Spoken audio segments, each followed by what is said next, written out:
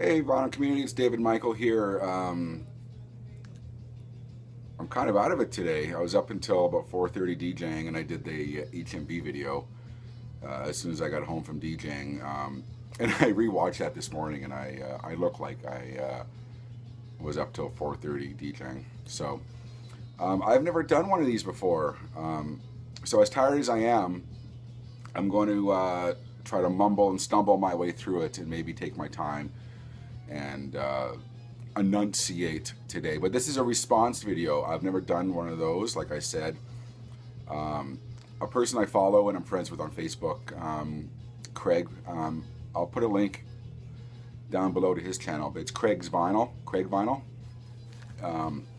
Really nice guy, really passionate about music, and I'm kind of, you can kind of get lost with subscribing to every vinyl channel, so I'm a little bit selective, and Craig is one of those people who I really enjoy his videos, and I enjoy his passion, and he's from Australia, so he talks really weird. I'm kidding.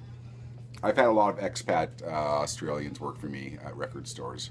They seem to come here and they love it here. I don't know why.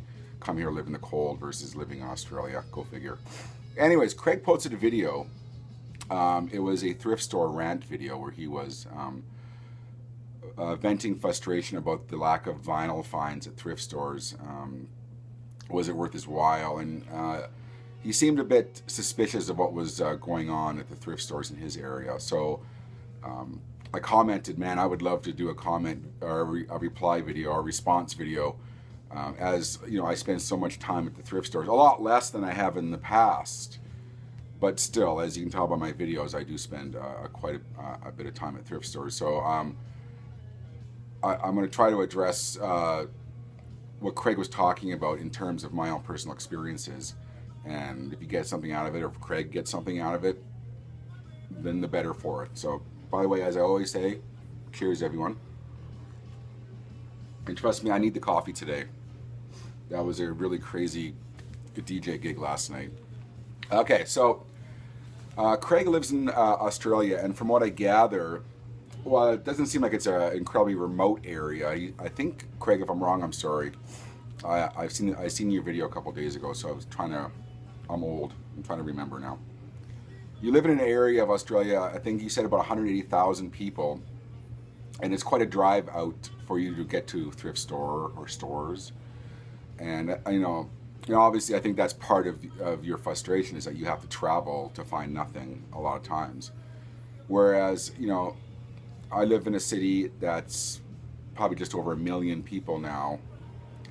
Well, it's not considered a huge city. It's, it's a big city for Canada. Excuse me. And we have a lot of thrift stores in my city. I mean, like a lot, an inordinate amount of thrift stores.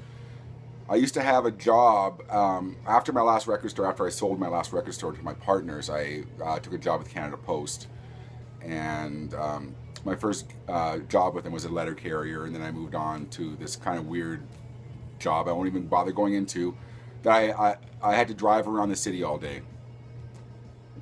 It paid well. My point being is that because I was mobile 5 days a week, I was able to hit pretty much every thrift store in our city every day, and I was cleaning up. This is going on 2 years ago now, and I don't go that much anymore, because then I would still go with my wife on weekends or at nights or whatever, because she's very passionate about collecting her stuff. Like I said, Craig was talking about, if I was kind of reading between the lines, is it kind of worth his time and effort? And I think everyone has to ask themselves that, what's your time worth? I got to the point, and I was talking about that job I had where I was going to stores all the time. I'm finding lots of vinyl, and I'm buying lots of vinyl, but am I buying quality vinyl? So it looks impressive in numbers. So I had to ask myself the question, is it worth my time that I'm investing in this? So I decided to scale it back a bit. And thrift storing a year ago is way different than it is now in my city. Like I said, sometimes I post these thrift store find videos, and there is a little bit of guilt, because there's people like Craig who has to travel a half hour to a thrift store to find nothing continuously. And I feel your pain because, you know, for all the thrift store finds I have, you know, I strike out 8 or 9 times out of 10. So, you know, you're seeing what the videos you're seeing the finds, but I've also spent 3 or 4 hours with my wife doing the loops around my city and kind of on the outskirts. So while it looks impressive, you know, there's a lot of time involved. And thank God, you know, I go with my wife now only. I don't go by myself anymore.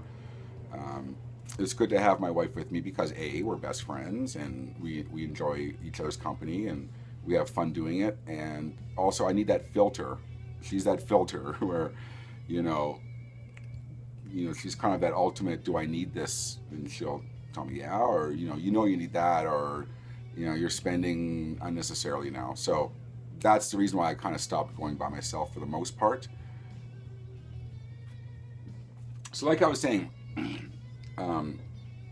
in response to Craig's video, you know, what's your time worth? That's what everyone has to ask themselves.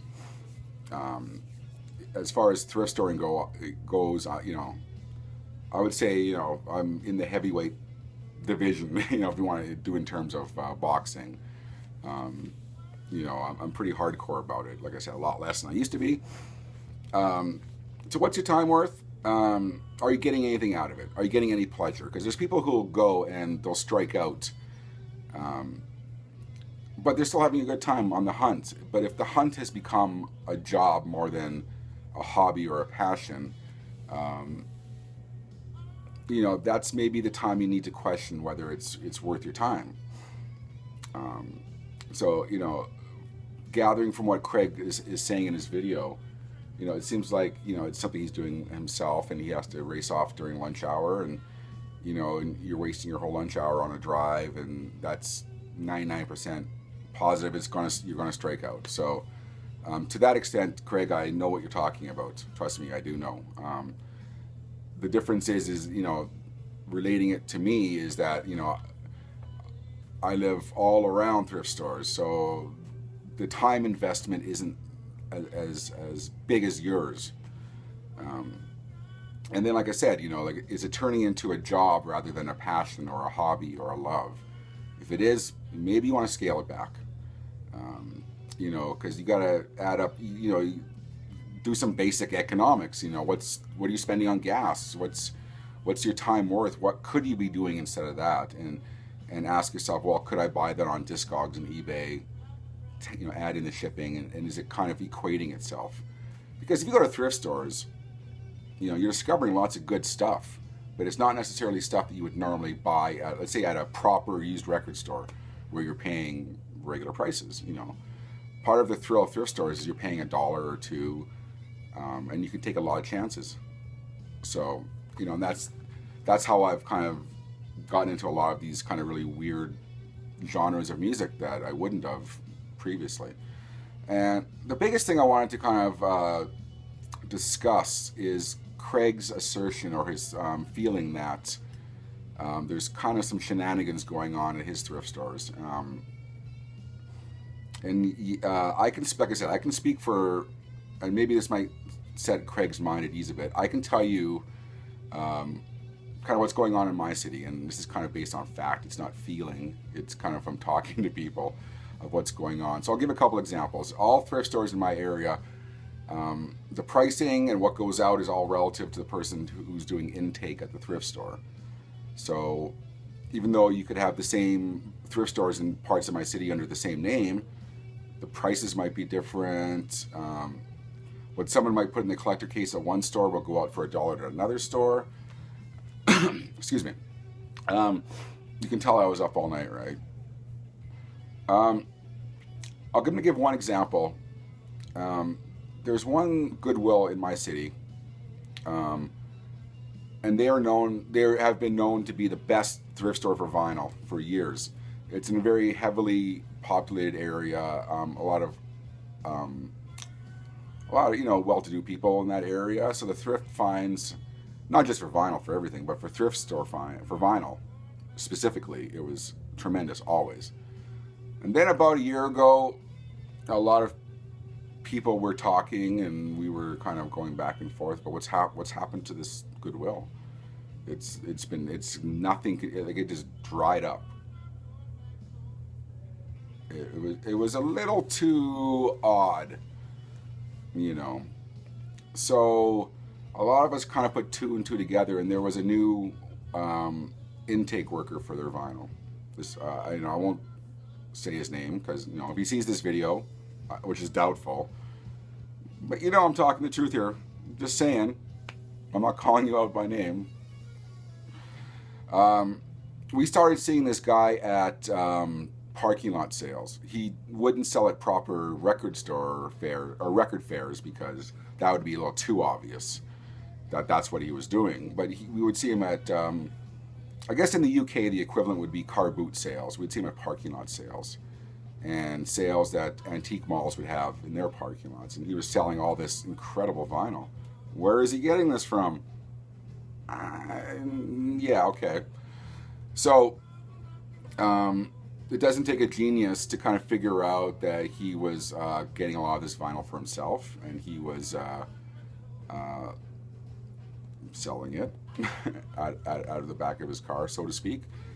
And I've kind of struck up conversations with the guy, and and I guess there's a private record trading circle in my city that I'm not part of that a lot of these records go towards. And fair play. I mean, if his bosses want to let him get away with it, they must know what's going on. That's fair play.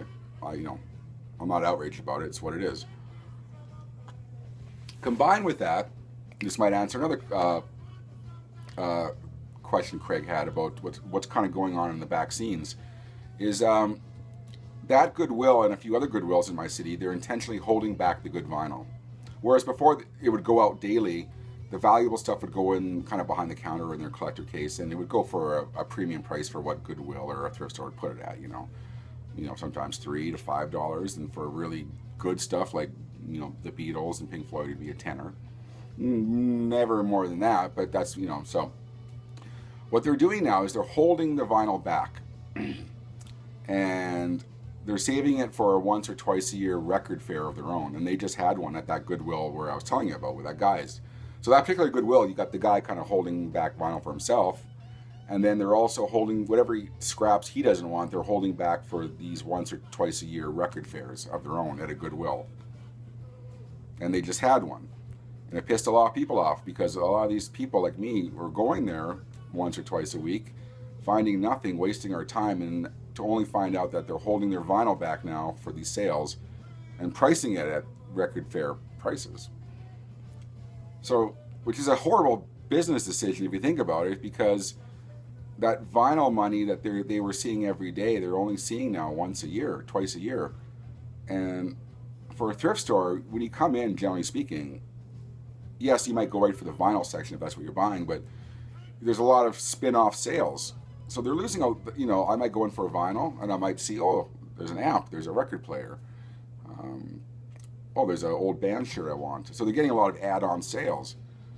Well, right now, they've pissed everyone off, and no one's going there now for vinyl because they know they're not going to find anything. They throw scraps out, right? So they'll throw a Men at Work album out, which is about as common as it gets, to make it appear that new stuff is going out, when it's really the most common of the common Herb Alpert records are throwing out. So it doesn't take a genius to figure out what's going on, and a lot of people have caught on. So it's a really horrible business decision, like I said. They're losing a lot of add-on sales, and people are pissed off and they're not going there now. So, and that's fact. So Craig, to answer your question, that kind of, those shenanigans that kind of, although you didn't use that word shenanigans, it's a personal favorite of mine. I'll use it. Those shenanigans that you were talking about, it does go on. So yeah, that kind of stuff is going on at thrift stores nowadays. There's some Goodwills who, in the States this happens, I'm not sure about Canada, but Goodwill have their own auction sites where they auction off their valuable records. So you're finding less and less, and it's a struggle. So me and my wife head out on Friday nights, mostly for the most part. If we have time during the week, we go. We go there with the understanding we're not going to find anything. If we find something, it's bonus. But while we're finding nothing, we try to have a good time and we try to enjoy ourselves. That way, it's not that waste of time I would feel if I would gone by myself. So, and I'm filming on my camera and I'm getting a text message from my wife, probably telling me to get the hell off YouTube. I love you, but I'm not getting off YouTube. Anyways, so I understand Craig's frustration because he doesn't have the thrift stores in his area that, let's say, I do or someone else does in a big city. He has to travel, and he's finding nothing continuously. And is it worth his time? And he's frustrated. And yeah, I mean, I don't blame you. And as I just told you, a lot of these kind of shady things are going on at thrift stores now. So you got employees you got to worry about. You got these stores holding back vinyl for their own record fairs, which is completely fucking stupid.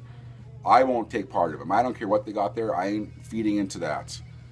If you feed into that, it's going to tell them it's okay, and they'll keep on doing it. So it's kind of like about a year ago, thrift stores were raising prices to ridiculous prices. Like on the moon prices. Word got around, people stopped buying them, they stopped doing it. Instead, now they hold vinyl back. So, and I know it's for charity. Don't get me wrong. I know that, and they need to get as much money as they can. But put the stuff out and mark it up on a daily basis. Don't hold vinyl back. Don't allow your employees to take it out the back door. But, it's a fact of life. So, Craig, I understand. I sympathize.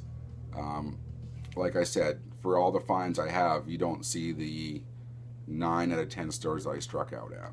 So, to what you were saying, maybe it is worth it to explore Discogs and to explore eBay, and do the math and see if it, because it sounds like you're driving a fair ways, and I'm gonna guess you're spending a lot on petrol, and and I would never do this video if I didn't, think a lot of Craig. He's a really nice guy, and like I said in the beginning of this video, I really enjoy his passion. But he's gotten back into vinyl. I think he was saying a year ago. So a lot of the frustrations he's coming across, are things we've kind of dealt. A lot of us have dealt with. So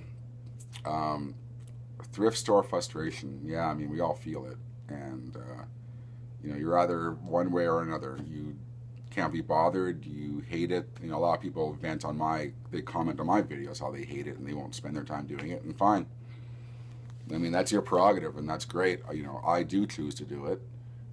I do it within reason nowadays, and I take my own advice, and now I explore Discogs and I explore private sellers rather than for those things I want, and I'd rather spend my money on that rather than buying box loads of thrift store shit where 5 things are mine and the rest I got to redonate or maybe take a risk at flipping.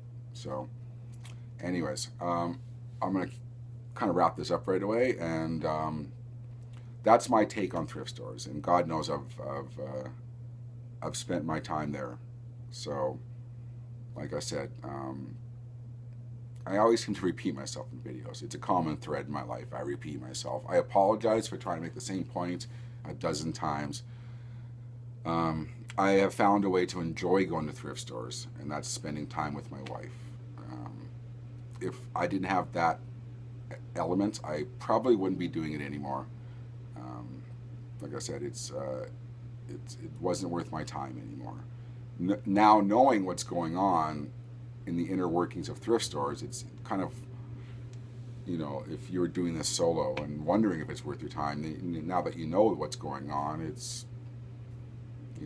like I said, they got to raise money for their charities and for their, for their causes, but how they go about doing it is very questionable at times. So, anyways, I've been David Michael for the vinyl community, and this has been a vinyl, it's not a vinyl response video, it's a YouTube response video to Craig Vinyl. I encourage you to check out his channel. There's a lot of really cool people I follow, and I really plan on plugging those people later on in case you don't follow them, because there's some really incredibly awesome people out there that I follow, and I really love their videos. So I'm going to share those as the week goes on. But Craig's Vinyl, check him out and listen to his funny accent. Plus, you know what, Craig? It's like Canada, northern Canada, where I am. Let's pretend I'm on a map. It's utterly freezing cold up northern Canada, and you're in hot ass Australia. So really, who's the winner in this one? You, my friend. So, David Michael for the vinyl community, and yeah, I got nothing else to say. Take care, everyone.